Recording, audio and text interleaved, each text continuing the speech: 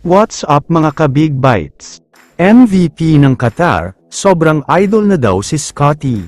Pero bago ka sana magpatuloy sa panunood ay huwag mong kalimutang mag-subscribe sa aking YouTube channel.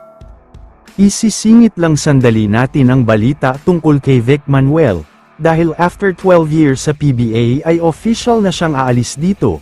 Maglalaro na siya sa MPBL. Mukhang wala na kasing team ang interesado na kunin pa ang serbisyo niya. Pero ayon naman kay Muscleman, gustong-gusto pa rin naman daw niyang maglaro sa PBA. Pero ang pinakadahilan kung bakit aalis na siya dito ay para paghandaan ang susunod na career na tatahakin niya. Ito nga ay ang pagiging coach. Hindi na daw kasi siya bata, at alam niya sa sarili niya na nalalapit na ang pagtatapos ng basketball career niya. Kaya habang maaga pa ay pagtutuunan niya ng pansin ang pagiging coach, habang may sideline as a player sa MPBL. Kasabay nito, pag-usapan na natin ang matagal nang inaabangan na laban ng Gilas. Matapos ang 3 buwan, muling sumabak sa aksyon ang ating minamahal na Gilas Pilipinas, at isang comeback win pa ang ginawa nila.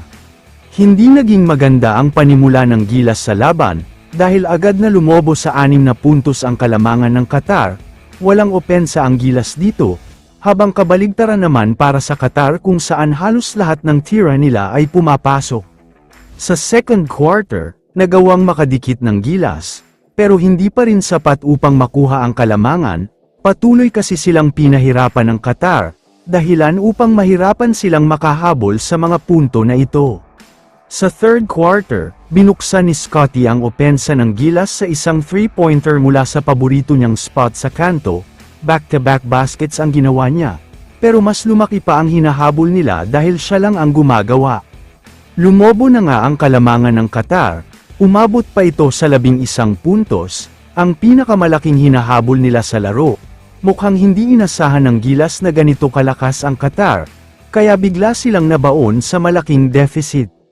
Sa fourth quarter ay biglang lumabas ang Magic Brownlee, nagpakitang Gilas na din si AJ Edo dito, isang big-time block naman ang ginawa ni Scotty sa crucial moments, at syempre ang walang kakabak-kabang free throws niya.